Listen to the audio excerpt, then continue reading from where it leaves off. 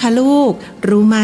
การไหว้เป็นวัฒนธรรมทักทายตามมารยาทไทยที่ใครๆเห็นก็ชื่นชมทั้งนั้นค่ะหนูสุดภาคภูมิใจที่ได้เกิดมาเป็นคนไทยค่ะคุณแม่ร่วมสืบสารส่งต่อความภาคภูมิใจในความเป็นไทยโดยสำนักงานประชาสัมพันธ์ที่ 3 กรมประชาสัมพันธ์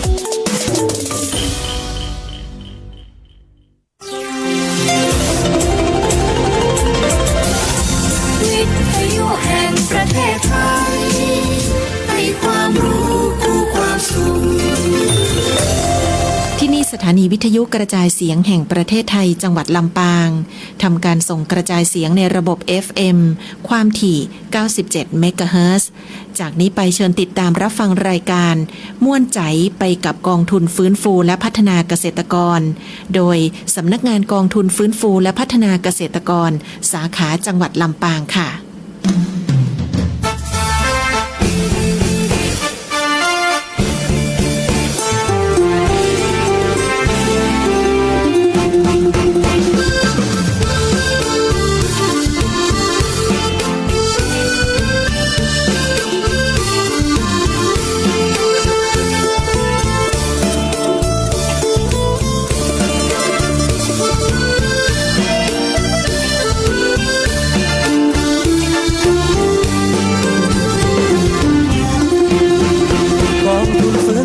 และพัฒนาเกษตรกรเพื่อเกษตรกรที่เดือดร้อนปัญหาหนี้สินมีหลายครอบครัวต้องจำนองด้วยที่ทำกินจนแทบหมดหนทางดินเมื่อที่ดินจะโดนยึดไปเป็นหนี้ที่ไหนธนาคารใดก็อย่าไปหนีให้เข้ามาทางนี้มาปรึกษาทางแก้ไข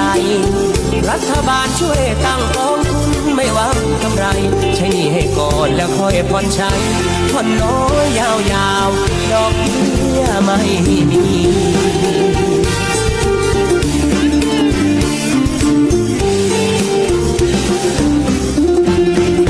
กองทุนฟื้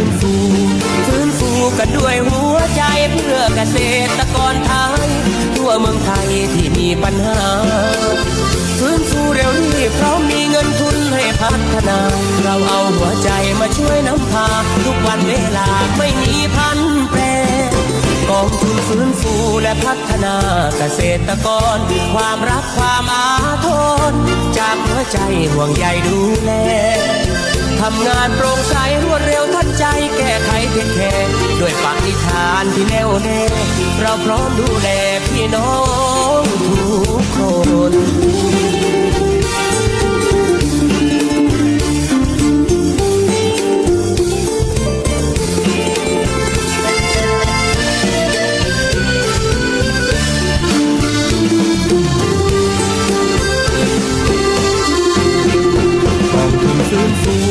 ฟื้นฟูกันด้วยหัวใจเพื่อเกษตรกรไทยทั่วเมืองไทยที่มีปัญหาฟื้นฟูเร็วรีบเพราะมีเงินทุนให้พัฒนาเราเอาหัวใจมาช่วยนำพาทุกวันเวลาไม่มีพันแปรกองทุนฟื้นฟูและพัฒนาเกษตรกรความรักความอาทรจากหัวใจห่วงใยดูแลทำงานโปร่งใสรวดเร็วทันใจแก้ไขเทคแคร์ด้วยปณิธานที่แน่วแน่เราพร้อมดูแลพี่น้องทุกคน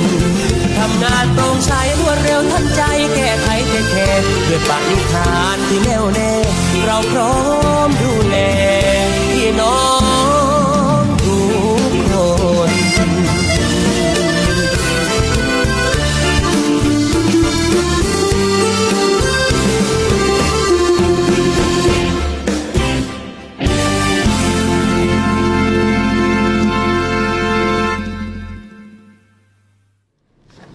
สวัสดีและทักทายแฟนรายการทุกท่านเจ้าม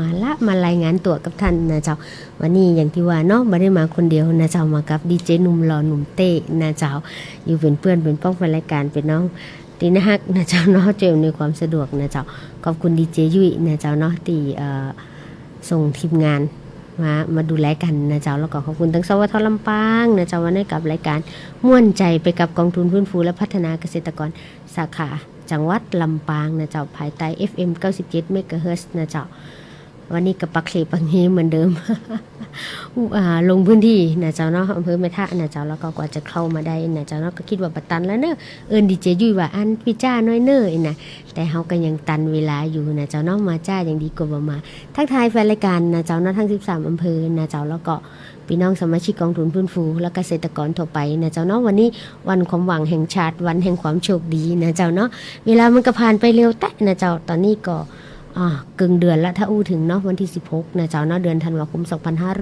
2568นะเจ้าถ้านับถอยหลังก็เหลือ10กว่าวันที่เขาจะต้องเปลี่ยนปีศักราชนะเจ้าหลายคนนะเจ้าเนาะปีก่อนคิดว่าจะเนี่ยอย่างไว้ ปีนี้ได้ทำอย่างที่หวังก่อนนะเจ้าเก็บทำลายมาดูนะเจ้าบางที Facebook ที่เฮาเก็บข้อมูลไว้นะเจ้าเนาะมันก็ผ่านเข้ามาดูว่าเอ๊ะเจ้ามันคืออย่างนะเจ้ามาทบทวนสิ่งที่เฮาต้องการจะมีเงินเก็บนะเจ้าเนาะถึงปลายปีตอนนี้เฮาเก็บได้ละยังหรือว่าได้แค่จะเก็บนี่นะ นะเจ้าเนาะก็ว่านะเจ้าก็ได้นึกว่าแต่ว่าอู้ถึงว่าเนาะระยะเวลาหรือเดือนก็เป็นสิ่งที่เป็นกำหนดขึ้นเป็นธรรมดานะเจ้าแต่ว่าทั้งหมดทั้งมวลความแน่นอนคือความบ่แน่นอนนะเจ้าไอ้อย่างที่ไหลไปแล้วมักจะบ่ไหลกลับก็คือเวลาแล้วก็โอกาสนะเจ้าเนาะน้อยมากนะเจ้าตอนนี้ก็13:11 นาทีนะเจ้าเนาะตึงรายการกองทุนฟื้นฟูม่วนใจไปกับกองทุนฟื้นฟูและพัฒนาเกษตรกรก็จะเริ่มต้นที่ 13 นาฬิกานะเจ้าถึง 14 นาฬิกาโดยประมาณนะเจ้าเป็นเปื้อนเป็นป้องท่านนะเจ้าเนาะวันนี้มาทักทายกันนะเจ้าวันนี้มีบทเพลงที่ขอมาหลายท่านนะเจ้าเนาะก็ฝากดีเจเต้ไว้เพิ่นก็ขึ้นนั่นละนะเจ้าเนาะส่งกำลังใจไปยังพี่น้องหลายๆพื้นที่หลายคนว่านะเจ้าเนาะอันเพิ่นจะยุติออกอากาศกะนะเฮาก็ไปเช็คข้อมูลกันบ่จะอย่างอันนะเจ้าการออกอากาศนะเจ้าเนาะก็ยังมีเหมือนเดิมเพียงแต่ว่าจะยุติในส่วนของวิทยุนะเจ้าเนาะแต่ว่าในส่วนของการไร่สดหรือว่า YouTube หรืออย่างต่างๆก็ยังมีอยู่ฝ่ายทางเพจสวทลำปางแต่ว่าบ่จะยุติเหมือนนะเจ้าทางวิทยุก็คือช่วงวันที่16ถึง19ถึง23นะเจ้าเนาะเดือนธันวาคมนี้นะเจ้าเนาะก็ติดตามรับฟังกันในช่วงอื่นใดนะจะมีพี่น้องเกษตรกรหลายพื้นที่นะจะบอกว่าเฮาบ่มี Facebook ไลฟ์เฮามีเนี่ยอย่างใดนะ อยากจะบอกท่านว่าอย่างใดดีล่ะอันไปหาพี่หาน้องหาเพื่อนป้องที่มีกันละกันหรือติดตามย้อนหลังผ่าน Facebook ไลฟ์ของดีเจก็ได้นะเจ้าเนาะวันนี้เอาละนะเจ้าผ่านเข้ามาทั้ง12นาทีละนะเจ้าไปฟังบทเพลงเพราะๆคือม่วนใจก่อนแล้วก็มาฟังเสียงอู้จากันนะเจ้า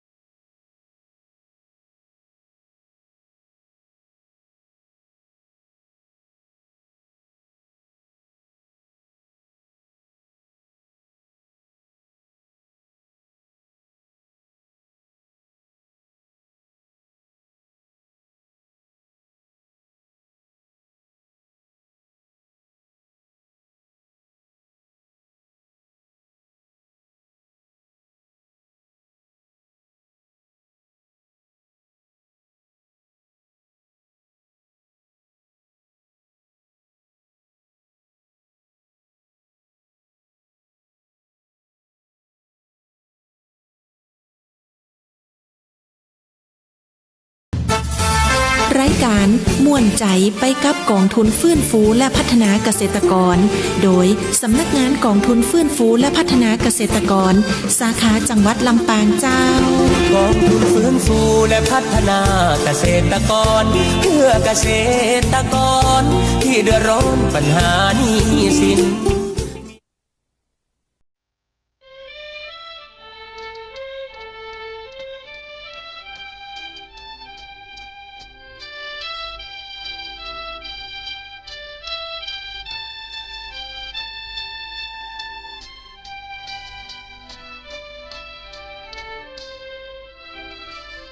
ห้องไต่เพื่อลางไทยไล่หอโถมดงจมูกน้องนางก็โดคิ้วโง่วงเขียวสาวใดว่าสวยสวยก็ยังไม่ถึงครึ่งเดียวใส่เสื้อดอกลายที่เดียวสวยนักเดียวที่ตรึงใจผมดกอกตึงตึงใจจริงๆร้องเพลงแต่งเติมทุกสิ่งหรือว่าของที่ตามวัยเสื้อลายตัวนี้ขอสวยดีใครน้อถือให้ขอจับดูหน่อยได้ไหมนิ้วมือหรือไม่เสื้อลายคนดีขอจับแต่เสื้อจะไม่ให้ถูกเนื้อน้องสวยจริงเนื้อทองเสื้อลายของน้องตัวนี้ราคาเท่าไรซื้อมาจากไหนคนดีแต่งตัวสวยๆอย่างนี้คนดีมีแฟนหรือยังถ้าหากตามวัยไม่เป็นของใครยังโตวันนี้ที่ต้องขอโทษโปรดเป็นใจเถิดนาอย่าเคืองอย่าแค้นขอเป็นแฟนควงแขนรอยช้ำหากเจ้าไม่มีที่หวังขอจองน้องนาทีนี้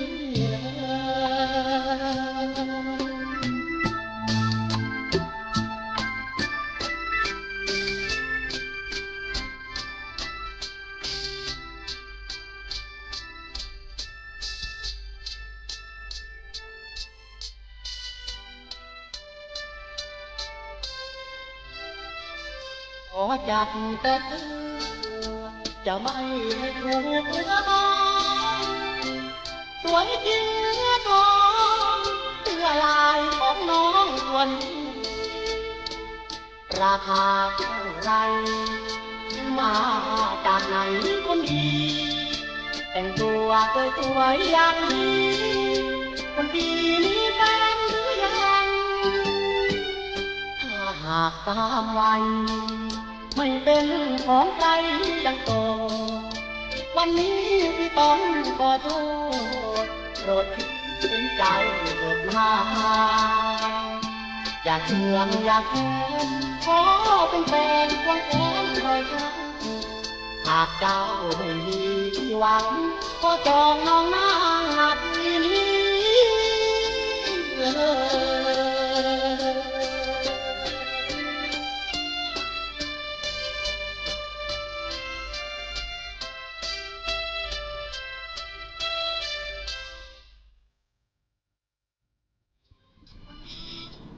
จบไปแล้วนะเจ้าบทเพลงที่แฟนรายการแนะนำมาตั้งแต่2 วันก่อนนะเจ้าเนาะฝึกอกฝึกใจก่อนนะเจ้าบทเพลงเก่านะเจ้าเนาะก็ยังคงคุณค่าแล้วก็ความมีเสน่ห์ของบทเพลงเก่านะเจ้าเพลงที่จบลงไปด้วยศิลปินอย่างกับแสงสุรีลุงโรดอีกอะมันจะลุงสุรีนะ นะรักสาวเสื้อลายเนาะวันนี้เขาไม่ได้ใส่เสื้อลายเนื้อเขาใส่เสื้อดำลุงเต้ก็ใส่เสื้อขาวกับสีเทานะเจ้าเนาะมันเป็นรักสาวเสื้อลายตั้งใดเนาะคนที่ขอมานะเจ้าแล้วก่อนนั่นก็จดหมายเป็นมันนะเจ้าเนาะลายบทเพลงที่แฟนรายการส่งกันเข้ามาแล้วก็ทักทายกันเข้ามานะเจ้าเป็นกำลังแรงอกแรงใจให้ตังผู้ดำเนินรายการแล้วก็ทีมงานกองทุนฟื้นฟูแล้วก็ดีเจเตตีคอยคัดเลือกบทเพลงให้เขานะเจ้าเนาะมีแฟนรายการหลายๆพื้นที่นะเจ้าเนาะวันก่อนเจอกันนะเจ้าเนาะตีอำเภอเมืองปานนะเจ้าบอกว่าตั้งเมืองปานบางพื้นที่ก็ฟังชัดบางพื้นที่ก็ฟังบ่ชัดเด้อน้องลุงนะเจ้าก็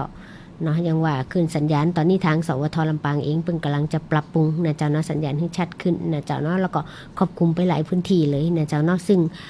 ตรงเนี้ยนะเจ้าของกรมประชาสัมพันธ์นะเจ้าแล้วก็สวทลำปางฝานคลื่น FM 97 เมกะเฮิรตซ์นะเจ้าจะเป็นสื่อกลางข้อมูลข่าวสารที่เที่ยงตรงและถูกต้องนะเจ้าเนาะฉับไวนะเจ้าสำหรับพี่น้องเกษตรกรตอนนี้เป็นอย่างไรพ่องเจ้าทุกพื้นที่ใครมีปัญหาอย่างพ่องนะเจ้าเนาะบ่มีปัญหาก็อื่นมาได้นะเจ้าเพราะว่าเฮามวลใจไปกับกองทุนหุ้นฟูนะเจ้าซึ่งข้าเจ้าก็ได้รับมอบหมายจากหัวหน้าสำนักงานคุณพรสวรรค์สมานนะเจ้าเนาะให้มาดำเนินรายการแล้วก็ได้รับการสนับสนุนงบประมาณจากงานประชาสัมพันธ์ส่วนกลางนะเจ้าสำนักงานกองทุนสาขาสำนักงานใหญ่นะเจ้าเนาะวันนี้ยังมีพี่น้องเกษตรกรหลายๆพื้นที่นะเจ้าประสบปัญหาอย่างที่เคยอู้มาเนาะนะเจ้าความเสี่ยงที่เยอะที่สุดของพี่น้องเกษตรกรก็คือความเสี่ยงเยอะกว่าทุกอาชีพนะเจ้าเพราะชีวิตแล้วก็การประกอบอาชีพขึ้นอยู่กับดินฟ้าอากาศนะเจ้าเนาะผลผลิตบางทีจะได้เก็บแล้วนะเจ้าก็ยังเป็นปัญหาอยู่นะเจ้าเนาะก็ขอบคุณแฟนรายการทุกคนที่ส่งเสียงทักทายกันเข้ามานะเจ้าวันนี้นะเจ้าหลายพื้นที่นะเจ้าก็คงเก็บเกี่ยวผลผลิตเสร็จละนะเจ้าแต่หลายพื้นที่ก็ยังบ่แล้วเตือนะเจ้าเนาะก็ส่งกำลังใจให้หลายคนบอกว่าฟ้าฝนมาค่ำละนะเจ้าเนาะซึ่งมันเหนือการควบคุมเฮาต่อไปพี่น้องเกษตรกรเองก็ต้องปรับตัวนะเจ้าเข้ากับระบบนิเวศที่เปลี่ยนแปลงไปนะเจ้าเนาะเอาบางคนอ้างขี้เก่าขี้หลังมาได้แล้วนะ นะเจ้าแต่ก็ว่าบ่ได้ฮือเฮาอันละของเก่าบ่ดีปฏิเสธของใหม่ต้องเรียนรู้ไปก็เหมือนกันนะเจ้าเนาะการทำนาข้าวที่ผ่านมานะเจ้าเนาะคงต้องมีหลายเรื่องทางกรมการข้าวเองก็ปรับปรุงพันธุ์อย่างล่าสุดมีโอกาสลงพื้นที่ทำโครงการวิจัยร่วมกับมทรล้านนานะเจ้าแล้วก็ในส่วนของมจรนะเจ้าเรื่องของทำข้าวหอมนะคะนะเจ้าเนาะจีก็เพราะนะเจ้าเวลาหุงข้าวก็นุ่มๆเจ้าอันนี้เป็นพันธุ์ข้าวตีวิจัยนะเจ้าถึงสายพันธุ์อาจจะบ่นิ่งแต่ว่าเปิ้นทำขึ้นมานะเจ้าเนาะเพื่อที่จะให้สภาพทนทั้งแล้งทนทั้งท่วมนะเจ้าเนาะแล้วก็รองรับกับแรงงานที่จะบ่มีในโคตรต้องใจเครื่องจักรนะเจ้าซึ่งใครสนใจก็หลังไม้หรือว่าอุพันหน่วยงานที่เป็นเกี่ยวข้องได้สำหรับข้าวหอมนาคานะเจ้าตอนก่อนพี่น้องเกษตรกรซึ่งเป็นตัวแทนของจังหวัดลำปางก็ได้ไปออกบูธตีเมืองทองนะเจ้ากับการเอานำมาชาเชียงดานะเจ้าเนาะแล้วก็ในส่วนของข้าวหอมอินคาหอมนาคาไปออกบูธนะเจ้ายังมีพี่น้องพื้นที่หลายตีนะเจ้าเนาะตีประสบปัญหาเกิดขึ้นกับการฟื้นฟูอาชีพและที่สำคัญคือปัญหาเรื่องหนี้สินแต่เจ้าก็ตั้งหัวเสืออื่นมาว่าเป็นหนี้นะเจ้าเนาะกับไฟแนนซ์นะเจ้าแล้วก็เอารถก็เอาไปขายแล้วระบบป๊อปมันก็ยืดต่อเนี่ยจะได้สืบทรัพย์ต่อเนี่ยจะได้นะเจ้าเนาะแต่นี้ก็ทางออกก็คือคงต้องไปคุยกับเจ้าหนี้ถ้าอยู่ระดับบังคับคดีแล้วก็คงต้องไปอู้กับทางบังคับคดีขอผ่อนปรนเป็นอย่างใดไว้นะเจ้าเนาะมันมีช่องมีห่อมมีทางอยู่อย่างว่านะเจ้าทุกคนนั่นบางคนเห็นหมายสารแล้วก็ตันติ๊กไปบ่ถูกแล้วนะเจ้าอันนี้ส่งกำลังใจให้เน้อนะเจ้าบ่ต้องไปกังวลนะเจ้ากองทุนหุ้นฟูอยู่เป็นเพื่อนท่านหนึ่งไม่กองทุนหุ้นฟูบ่ใจยาติบยาจันนะแต่เจ้าแต่ก็เป็นยาพารานะเจ้าในเรื่องของการแก้ไขปัญหาหนี้สินนะเจ้ามีทางออกเสมอแต่ว่ากองทุนหุ้นฟูก็มีระเบียบนะเจ้าเนาะมีระเบียบมีประกาศมีข้อจำกัดหลายอย่างโดยเฉพาะถ้าท่านบ่ใจสมาชิกกองทุนหุ้นฟูยังไงเฮาก็ช่วยท่านบ่ได้นะเจ้าและกรณีหนี้สินของท่านถ้าบ่เข้าหลักเกณฑ์ถ้าบ่ใจหนี้ในสถาบันนะเจ้าเนาะก็ดูแลกันบ่ได้เหมาะนะเจ้าก็คือต้องคุยกันต่อไปนะเจ้าแต่ถ้าพี่น้องเกษตรกรเรียกร้องแล้วก็ระดับนโยบายแก้ไขได้สำนักงานกองทุนก็ดูแลอย่างว่าเนาะนะเจ้าที่ตั้งสำนักงานอยู่ที่ศูนย์ราชการจันทร์2นะเจ้าเนาะมีปัญหาก็เดินเข้าไปเลยนะเจ้าเนาะถ้าพบทีมงานก็จะมีทีมงานเรื่องจัดการนี่คุณติญญาดานะเจ้าคุณต้อมน้องบีแล้วก็คุณไผ่นะเจ้าในส่วนการฟื้นฟูอาชีพก็จะมีคุณเจคุณบีคุณโฟดแล้วก็เจ้าแล้วก็หลายๆคนที่ดูแลแต่บัจเจว่าเข้าไปแล้วหลายคนบริทุกคนมีหน้าที่นะเจ้าที่ต้องดูแลพี่น้องเกษตรกรที่เป็นสมาชิกอยู่แล้วนะเจ้าลำปางเขา13อำเภอพันกว่าองค์กรนะเจ้าแสนกว่ารายที่กองทุนหุ้นฟูดูแลแต่มีพนักงานอยู่4คนนะเจ้าต้องอาศัยน้ำเนียงเสียงปางนี่บอกพี่น้องเกษตรกรแล้วก็ผ่านท่านอนุกรรมการจังหวัดแต่ละพื้นที่ช่วยดูแลพี่น้องเกษตรกรให้เข้าถึงสิทธิ์ตัวนะเจ้าเนาะมีแฟนรายการเข้ามาทักทายละคุณนันทิยาบุญเลิศอันนี้ก็เป็นคณะกรรมการกลุ่มสมาชิกกองทุนหุ้นฟูนะเจ้าท่านนึงก็คุณพีรยุทธละหานขอกินโคนสาบควายได้กะอันนี้ท่านอนุกรรมการเนาะนะเจ้ายินดีจังหัวหน้าพรสวรรค์สมานนะเจ้ากำลังรับชมดูอันนี้ก็ผู้ใต้บังคับบัญชา มาปฏิบัติหน้าที่ละนะเจ้าเนาะมาเก็บอย่างนี้นะเจ้าซึ่งเจ้าก็ลงพื้นที่ไม่ทะนะเจ้าเดี๋ยวก็ต้องดำเนินการต่อวันพรุ่งทางสำนักงานก็จะมีการประชุมนะเจ้าภายในสำนักงานกับจังหวะก้าวต่อไปไตรมาสต่อไปนะเจ้าเนาะก็พี่น้องที่อยู่ในพื้นที่รอดูก็แล้วกันบางคนก็รอดูแผนงบประมาณปี69ส่งได้แล้วยังอีนะเจ้าแล้วก็ขึ้นทะเบียนหนี้มาได้จะได้อีนะเจ้าเดี๋ยววันพรุ่งเนี้ยหัวหน้าวันก่อนหัวหน้าสำนักงานเพิ่นไปรับนโยบายมาละ วันนี้นะเจ้าเนาะข้าเจ้าก็วันพุธจะประชุมสำนักงานอาทิตย์ต่อไปคงได้อู้จ่าหรือว่าระวังช่วงตีจะมาอู้จ่ากันระวังอาทิตย์ก็เดินเข้าไปสำนักงานหรือโทรได้นะเจ้าเบอร์โทรสำนักงานกองทุนผู้พูดจำง่ายพี่น้องเอ๋ย054-265-054นะเจ้าก็054อยู่ตั้งหน้า265อยู่ตั้งกลางแล้วก็054เหมือนกันมันสิใบหวยนะออกมาความหวังวันนี้ นะเจ้ายังตันกับพี่น้องนะเจ้าเนาะเอาละนะเจ้ายินดีแฟนรายการทุกท่านที่ทักทายมาคุณมนชนกนะเจ้าเนาะยินดีนะเจ้าคุณนันทิยานะเจ้าคุณผ่านคุณพีรยุทธคุณพรสวรรค์นะเจ้าแล้วก็อะไรหลายคนนะเจ้าคุณมีรีวิวลำปางอันนี้แฟนประจำเหมือนแท้นะเจ้าทักทายดีเจยุ้ยเสียงหวานนะเจ้าตังสกรเมทะฝากประชาสัมพันธ์อย่างมาเดี๋ยวเข้าไปดูก่อนนะเจ้าเดี๋ยวบทเพลงที่แฟนรายการขอเข้ามานะจะดีเจเต้ดูเลยกินโคดสาบควายนะแต่ว่าขอ2บทเพลงขึ้นก่อนบนขอไว้ก่อนหนึ่งก็สาวอุบลรอรักกับสาวทุ่งลุยลายนะเจ้าเนาะยินดีพี่สีนวลดีเจคนสวยขอฉันรักผัวเขาเด้อพี่นวลอ้าว เพลงนี้สะดุ้งสะเด็นให้รักหนูเปิดอย่างพี่นวลควรจะมีสมบัติเป็นของตัวเก่านี่แซวกันมวนๆเนอะนะแซวกันมวนๆเล็กจีบขวัญก็อันมีหูอีนะเจ้าเนาะขอบคุณกับการเล็บสินพี่สีนวลนี่นะมือนวดอย่างดีแล้วเราก็เป็นสมาชิกกองทุนรุ่นฟูนะเจ้าพวกในรายการไปแจ้งบริการมันเอาละนะเจ้าเนาะไปฟังเพลงที่แฟนรายการขอกันแล้วกันเดี๋ยวกันมาอู้จากันต่อว่าข้อมูลข่าวสารที่กองทุนรุ่นฟูจะบอกมีอย่างพองนะเจ้า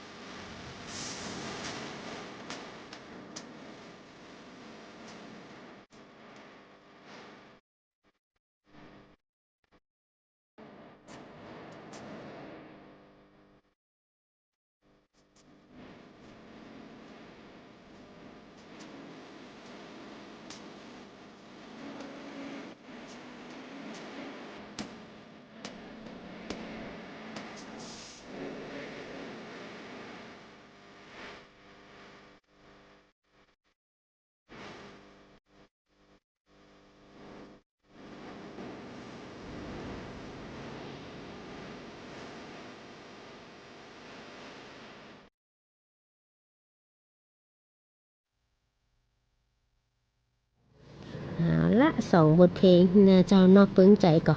จับใจแห้งมาแน่นใจกาจับใจครูบาบ่จับใจนิดน้อยอย่างที่ว่านะเจ้าเนาะใครขอมาเฮาก็จัดหึนะเจ้าท่านบ่ขอเฮาก็จัดตามใจเฮาเนาะดีเจเต้เนาะ ตามใจผู้จัดขัดใจผู้ฟังแต่ว่าเพลงที่ท่านขอมาได้ฟังแน่นอนนะเจ้าหลายพื้นที่นะเจ้าเคยติดข้างไว้บางทีมันก็ลืมเนาะสะบึงสะจึงนะเจ้าเนาะขอบคุณแฟนรายการทุกท่านนะเจ้าติดตามผ่านทางFacebook ไร่ของสวทลำปางนะเจ้าเนาะแล้วก็ทาง FM 97 MHz นะเจ้าข้าเจ้ารุ่งสุรีชัยซ้อนนะเจ้าเนาะพนักงานอาวุโสสำนักงานกองทุนสาขาจังหวัดลำปางรับผิดชอบงานฟื้นฟูแล้วก็ตามภารกิจที่ได้รับมอบหมายจากผู้บังคับบัญชาคุณพรสวรรค์สมานตอนนี้ก็ฟังอยู่มีแนะนำบทเพลงก็ได้เนิ่นนะเจ้าเนาะยินดีไปยังน้องๆนะเจ้าสำนักงานกองทุนผู้ที่ทำหน้าที่ภารกิจบริการพี่น้องเกษตรกรในเรื่องของการฟื้นฟูอาชีพแล้วก็การจัดการหนี้นะเจ้าเนาะช่วงนี้ก็ในเรื่องของงานจัดการหนี้ก็กำลังปักเขปปักเงกับการจัดการหนี้กับหนี้สหกรณ์นะเจ้าตอนนี้ระดับนโยบายกำหนดถึงความสำคัญกับพี่น้องเกษตรกรบางพื้นที่ที่จะต้องสูญเสียที่ดินนะเจ้าเนาะแล้วก็มีสถาบันการเงินคือสหกรณ์นะเจ้าถ้าท่านได้ขึ้นทะเบียนหนี้ไว้แล้วก็วาระหนี้เร่งด่วนของท่านมีนะเจ้าเร่งด่วนอย่างใดนะเจ้าถูกขายฟ้องตลาดยึดทรัพย์ดำเนินคดีหรือ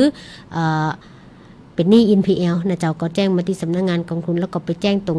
แต่เดิมเป็นการซื้อหนี้ที่ค่อนข้างมีข้อจำกัดนิดนึงเพราะว่าสหกรณ์มันเป็นนิติบุคคลเนาะถ้าเปิ้นบ่ขายเฮาก็ซื้อบ่ได้นะเจ้าถึงแม้ว่าเฮาอยากไปช่วยพี่น้องเกษตรกรแต่เปิ้นนิติบุคคลเฮาบ่สามารถบังคับนั่นก็อยู่ที่ความเมตตาของประธานหรือคณะกรรมการหรือในส่วนของเจ้าที่แต่จริงๆแล้วมันเป็นเรื่องที่ดีนะเจ้าเนาะถ้าพี่น้องเกษตรกรเองเปิ้นมายืนขึ้นทะเบียนหนี้นะเจ้าแล้วก็ให้สหกรณ์เนี่ยส่งหนี้มาให้กองทุนจัดการเพราะว่าพอมองแล้วนะเจ้าเนาะสหกรณ์เกิดขึ้นจากความร่วมมือของพี่น้องเกษตรกรเป็นหนี้เป็นเงินของเขาเหมือนกันแต่ว่าด้วยอย่างที่ว่าเนาะเกษตรกรเฮาความเสี่ยงสูงขึ้นอยู่กับดินฟ้าอากาศนะเจ้าแล้วก็ผลกระทบจากระบบทุนนิยมตัวนี้นะเจ้าเนาะท้องตลาดเป็นกำหนดราคาถ้าเฮาบ่สามารถกำหนดราคาได้ตัวเก่าก็ยิ่งเป็นปัญหานะเจ้าวันนั้นเป็นที่น่าชื่นใจวันก่อนนะเจ้าเนาะไปทอดสรุปบุเรียนกับพี่น้องพื้นที่แจห่มนะเจ้าเพิ่นบอกว่าปลูกใหม่ๆก็ได้แต่ทั้งมันทั้งสำปะหลังแล้วข้าวโพดนี่นะเจ้าเนาะบัดเดี๋ยวนี้มันเริ่มเปลี่ยนแปลงไปละนะเจ้าเนาะฟักก็น้อยลงอาจจะด้วยดินเสื่อมลงแล้วก็ราคาก็น้อยลงเพราะว่ามีการนำเข้านะเจ้าจากที่อื่นนะเจ้าเนาะการเปิดการค้าเสรีก็มีผลกระทบต่อพี่น้องเกษตรกรโดยเฉพาะระบบนิเวศที่มันเปลี่ยนแปลงไปนะเจ้าเนาะมันมีผลแน่นอนนะเจ้าฮ้อนก็ฮ้อนจัดหนาวก็หนาวจัดตกก็ตกนักบ่ตกก็ตกบัดตกเลยนะเจ้าปรากฏการเอลนิโยแล้วก็ปรากฏการเอลนิยาในพี่น้องติดตามรับฟังผ่านสื่อกันละกันและช่วงนี้นะเจ้าเนาะเป็นห่วงเป็นใยกับพี่น้องเกษตรกรนะเจ้าเนาะในเรื่องของอากาศที่เปลี่ยนแปลงเดี๋ยวหนาวเดี๋ยวร้อนเดี๋ยวเย็นนะเจ้าอันนี้ยังดีนะหำน้อยมีหมอกควันเข้ามาเพิ่มทำนะเจ้าเนาะดูต่างสูตรเจอกันสูตรกันละกันนะเจ้าเนาะเชื่อมั่นว่าพี่น้องเกษตรกรทุกพื้นที่งดการเผานะเจ้าเนาะเพราะว่าตอนเนี้ยเฮาบ่ได้งดการเผาเพื่อสุขภาพอย่างเดียวนะเจ้าตอนนี้ถ้าเฮายิ่งเผาโลกยิ่งร้อนขึ้นเพราะโลกยิ่งร้อนขึ้นความวิกฤตความสมดุลก็จะเสียสมดุลก็จะเกิดขึ้นนะเจ้าเนาะธรณีนะเจ้าการเคลื่อนตัวทางโครงสร้างทางธรณีวิทยาการแผ่นดินไหวเกิดขึ้นแน่นอนนะเจ้าเฮาบ่สามารถเลี้ยงได้น้ำนะเจ้าหน้านี่ผมคิดว่าฝนจะตกก็ตกลงมานะเจ้าอันนี้เป็นสิ่งที่เนื่องการคาดเดานะเจ้าขอบคุณแฟนรายการแนะนำบทเพลงมาเดี๋ยวจัดเนิ่นๆนะเจ้าเนาะยินดีกับการรับฟังนะเจ้าลุงยูนเนาะที่อยู่บนดอยฟังกันตลอดนะเจ้าอันนี้แฟนประจำนะเจ้าคุณเจมจิตนะเจ้าเนาะเพื่อนรักจากสกรแม่ทะตะกี้ก็ฝากประชาสัมพันธ์ยินดีนะเจ้าเนาะพี่น้องเกษตรกรส่วนหนึ่งก็เป็นนักศึกษาของสกรนะเจ้าบอกว่าถ้าท่านไปแอลงานฤดูหนาวไปตั้งสนามกีฬานะเจ้ามีโอกาสก็แวะไปเยี่ยมได้เนอะมีหลายบูธแต่เป็นพิเศษบูธของสกรแม่ทะเนี่ยมีการสอนอาชีพต่างๆมีของดีนะเจ้าเนาะแต่ละพื้นที่ไปวางขายแล้วก็ที่สำคัญที่สุดก็คือเป็นสอนทำขนมเปียงนะขนมเปียงเป็นยังไงขนมโบราณท่านลองไปดูนะเจ้าลองทำแล้วก็ชิมได้เลยนะเจ้าสำหรับสกรแม่ทะขอบคุณสำหรับการฝากข่าวประชาสัมพันธ์มาจากคุณเทียมจิตนะเจ้าเนาะเพชรล้ำนะเจ้าสกรเมทะนะเจ้าเนาะไร่เมล็ดกาแฟเล็บโลกอันนี้ท่านคุณชำนาญนะเจ้าอดีตอนุกรรมการกองทุนฟื้นฟูเฮาก็เข้ามารับชมตัวตอนนี้อากาศตั้งหัวเมืองเป็นยังไงฟังวันนี้ทีมฟื้นฟู2คนนะเจ้าน้องเจนะเจ้าเนาะกับพร้อมพนักงานกับรถนะเจ้าภูมิก็เดินทางลงพื้นที่นะเจ้าไปที่พื้นที่ตะเดือทุ่งปิงนะเจ้าบ้านทุ่งปิงเนาะแล้วก็กลุ่มเกษตรกรเรื่องวัวหมูสีเมืองปานเนาะเจ้าอันนี้3กลุ่มนี้สำนักงานกองทุนสนับสนุนงบประมาณในการเลี้ยงควายก็บ่จ่าย มีเสียงบอกบ่ใจเนื้อไอ้นะเรียกอย่างเรื่องงัวเนาะควายนั่นกระบือเนี่ยเจ้าเรื่องโคเนี่ยเจ้าเรื่องมันเฮาห้องงัวไอ้นะภาษากลางเป็นห้องโคเนี่ยเจ้าเนาะถึงวันนี้สำนักงานกองทุนลงพื้นที่เนี่ยเจ้าเนาะปะแต่งัวแต่ควายโทษกระบือเนี่ยเจ้าแต่ว่าช่วงนี้ก็เป็นที่น่าเอ็นดูพี่น้องเฮาเนี่ยเจ้าด้วยราคาเนี่ยเจ้าตกต่ำแต่ว่าถ้าเฮาเลี้ยงเนี่ยเจ้าบ่เลี้ยงหมอกพอดีนะเจ้าน้องยังบระวังเพื่อขายคูณไปต่อไปแล้วเฮายังมีทรัพยากรในพื้นที่บริบทเฮาก็เป็นสิ่งที่ดีเพราะพื้นที่เมืองปานจะเรียบเขาแล้วมีที่โล่งมีหญ้านะเจ้าเฮาก็ปลูกหญ้าอย่างกลุ่มพี่น้องพอเพียงตังแม่เมาะนะเจ้าเนาะเพิ่นก็ขอโครงการเลี้ยงกระบือเฮาก็สนับสนุนไปเพิ่นซื้อกระบือคู่กระบือปรักคู่แม่ลูกนะเจ้าซื้อมามีลูกตัวนะเจ้าอันนี้ก็เป็นข้อดีเมื่อมีลูกตามแสดงว่ามันต้องบ่เกิดภาวะแท้งละนะเจ้าตอนนี้แผ่ขยายขนาดเลยนะเจ้าเป็นที่น่านี้แต่ว่าด้วยข้อจำกัดเรื่องของราคาเนาะเพิ่นก็ว่าเลี้ยงไปก่อนนะเจ้าในเรื่องอาหารสำนักงานกองทุนก็เปิดโอกาสให้เปิ้นเขียนแผนอุดหนุนเพิ่มศักยภาพการเลี้ยงกระบือนะเจ้าให้เปิ้นไปหว่านหญ้านะเจ้าทำระบบน้ำอย่างฮื้อนะเจ้าเนาะเฮาต่อเติมเมื่อท่านเกิดปัญหาท่านเข้ามาหากองทุนฟื้นฟูยินดีที่จะให้ท่านเดินทางไปนะเจ้าเนาะสู่ปลายทางที่ดีนะเจ้าที่สำคัญที่สุดเปิ้งตัวเขาดีที่สุดนะเจ้าเพราะว่าบางทีกองทุนฟื้นฟูเองนะเจ้าเนาะก็ว่าบางทีนะเจ้าเคยคิดเสมอว่าคนที่ฮู้นะเจ้าที่ดีที่สุดคือเฮาเก่าที่ไหน เฮาคันที่ไหนเฮาเก่าที่หั่นเฮาถูกเนาะเจ้าแต่ถ้าเฮาคันแล้วบอกว่าตะนี่ใจคนอื่นเก่าบางทีมันก็บ่ตัดนะเจ้าตัดผ่องบ่ตัดตองแล้วมันก็บ่แน่นใจฉะนั้นกองทุนผู้รู้ก็เหมือนกันการเขียนแผนโครงการมาสำนักงานกองทุนคุณต้องถอดสรุปบทเรียนในพื้นที่ว่าพื้นที่ของคุณน่ะเหมาะสมกับอีหยังนะเจ้าบ่ดีว่าเนี่ยอย่างอันเกยเนี่ยอย่างใดก็เนี่ยอย่างอันถ้ามันบ่ดีก็อย่างเงี้ยอยู่อีนะแล้วก็บอกว่าบ่ฮู้จะเนี่ยอีหยังอันเนี้ยเป็นเรื่องที่น่าห่วงสำหรับพี่น้องเกษตรกรนะเจ้าปรับยากที่สุดก็คือปรับยากวิธีคิดผลนะเจ้าเปลี่ยนกำกึดทำไมลุกใหม่หนังใหม่ว่ากันใหม่นะเจ้าเนาะบ่มีหยังสายเกินไปสำหรับเฮาโดยเฉพาะท่านมีกองทุนฟื้นฟูเป็นพี่เลี้ยงคือท่านนะเจ้าเนาะบ่ว่าการจัดการหนี้สินเองนะเจ้าเนาะแล้วก็การสนับสนุนงบประมาณหลายคนบอกว่าโอ้ขอบ่ได้สักเตือนะ อยากจะบอกมันมีกฎกติกาและระยะเวลานะของท่านเชื่อมั่นในกองทุนฟื้นฟูแล้วก็อยู่ในกติกานะจะเป็นไปตามประกาศของคณะบริหารสำนักงานกองทุนภายใต้ผู้นำนะจะภายใต้สำนักงานหัวหน้าสำนักงานพนักงานแล้วก็อนุกรรมการจังหวัดพร้อมที่จะดูแลท่านแล้วก็ส่งต่อบอร์ดข้างบนนะเจ้าเนาะปีนี้เรามีงบประมาณมาละท่านบดีจ้าเนอถ้าฝังอยู่ที่บ้านนะเจ้าเนาะเขียนแผนโครงการเข้ามานะเจ้าเนาะสำหรับพี่น้องตังมาสารวัตรเข้ามาละนะเจ้าตั้งแม่หมอกตอนนี้ไก่เป็นอย่างไรไก่ไข่เลยเนี่ย ส่งเสียงมานะเจ้าหลายคนนะเจ้าเนาะท่านพิรยุทธ์ลาฐานอนุกรรมการก็สนับสนุนเรื่องโคแต่ปัญหาประสบปัญหาคือโคที่เป็นเลี้ยงนะเจ้าเนาะเสียตายล่มตายไปนะเจ้าอันนี้ก็คือความเสี่ยงส่วนหนึ่งแต่ว่าด้วยมันเป็นเงินกู้ยืมนะท่านก็ต้องรับผิดชอบแต่จะรับผิดชอบยังไงก็ต้องมาอู้มาจ่ากันนะเจ้าเนาะตะวาเกาะทีมผู้ทูก็ลงไหลหินนะเจ้าเนาะ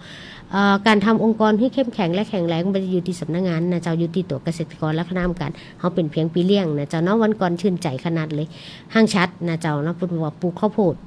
โอ้ยพื้นที่เปิ้นลูกมีคนที่อื่นมาเจ้านะจะพื้นที่สีเขียวหายหมดจะเนี่ยอย่างใดแค่เปิ้นมีคำถามว่าจะเนี่ยอย่างใดเขาก็ชื่นใจเปิ้น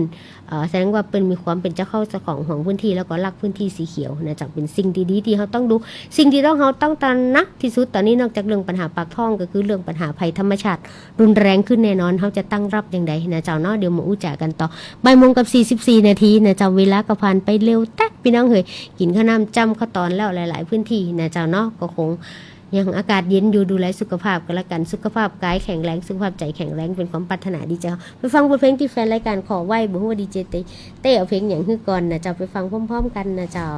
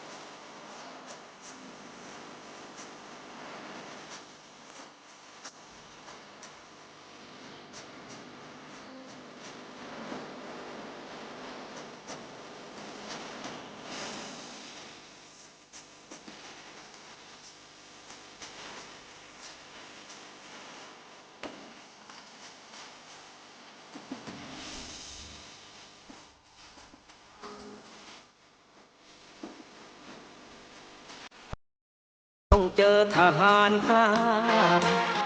เกิดเป็นชาติ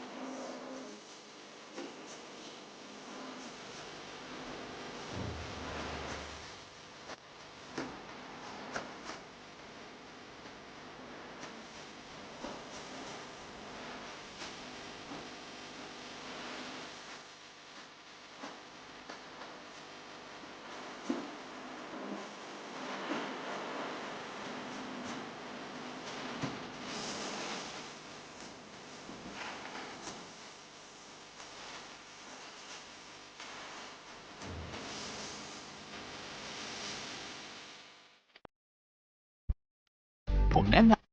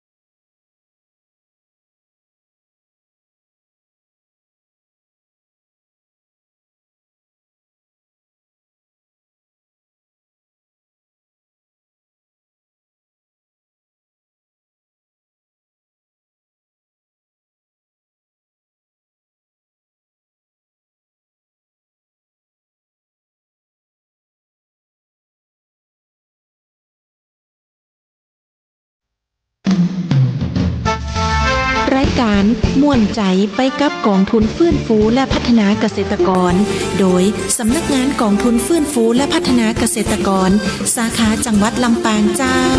กองทุนฟื้นฟูและพัฒนาเกษตรกรเพื่อเกษ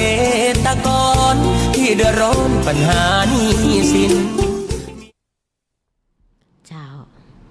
ดูแลด้วยใจนะจ๊ะเนาะเพื่อพี่น้องเกษตรกรดูแลทั้งปัญหาหนี้สินแล้วก็ปัญหาในเรื่องของงบประมาณในการประกอบอาชีพนะเจ้าส่งกำลังใจให้พี่น้องทุกท่านนะเจ้าวันนี้วันความหวังแห่งชาติ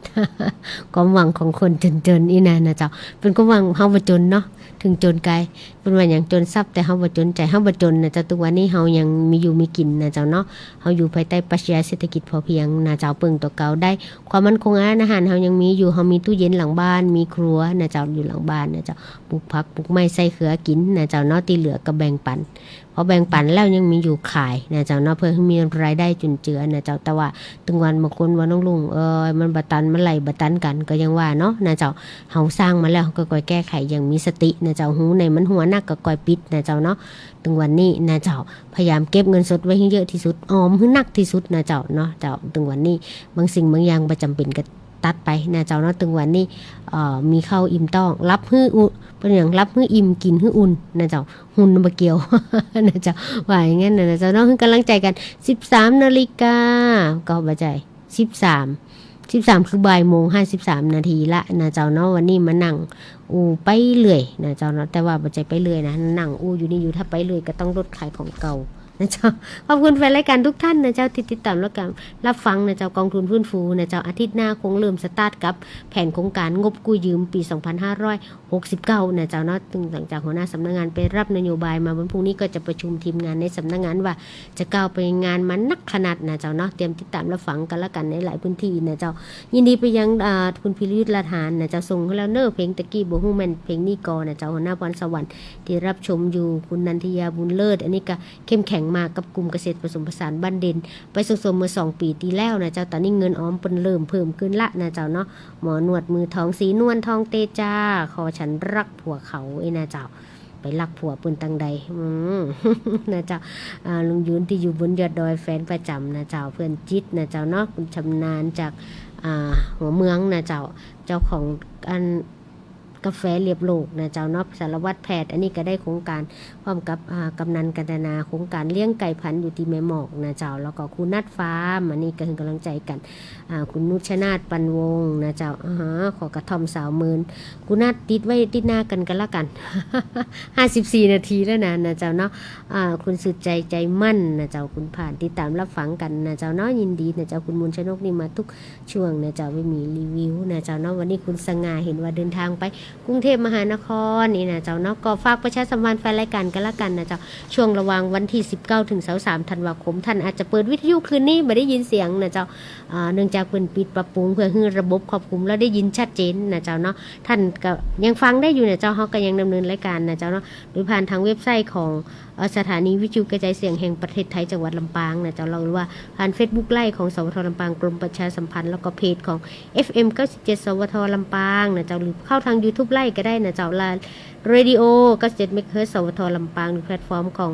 PRD กรมประชาสัมพันธ์นะเจ้าเนาะแล้วก็วิทยุออนไลน์แอปพลิเคชันวิทยุออนไลน์สวทลำปางนะเจ้าเนาะอันนี้เฮายังอยู่ด้วยกันในช่วงถ้าเจ้ากระตกใจมุดบอกว่าเพิ่นจะยุติรายการโอ้ยังบ่ใจกล้าเอิ้นมาทางดีเจอยู่บอกว่ามันปิดปรับปรุงนะเจ้าเนาะเพื่อการรับฟังตีชัดเจนขึ้นนะเจ้าเนาะขอบคุณทุกท่านที่ติดตามรับฟังวันนี้อัดสาระผ่องมันมีสาระผ่องก็ยังที่บอกว่าม่วนใจไปกับกองทุนนู้นฟูฮึ่งเฮาม่วนใจเฮาม่วนแล้วไอ้หยังจะเกิดขึ้นปัญหาทุกอย่างมันก็แก้ไขได้นะเจ้าฮึ่งกำลังใจกันในวันความหวังแห่งชาติวันนี้น้องลุงลาไปก่อนฝากบทเพลงสุดท้ายที่ดีเจสินนวลขอมาฉันรักผัวเขาไอ้นะเจ้าดิในส่วนของดีเจนัดติดไว้ก่อนก็คุณนัดติดไว้ก่อนเห็นนะตกใจเห็นหน้านุ่มโดยดีเจเต้ยิ้มอยู่นี่ก็ตกใจวันนี้ไปก่อนสวัสดีเจ้า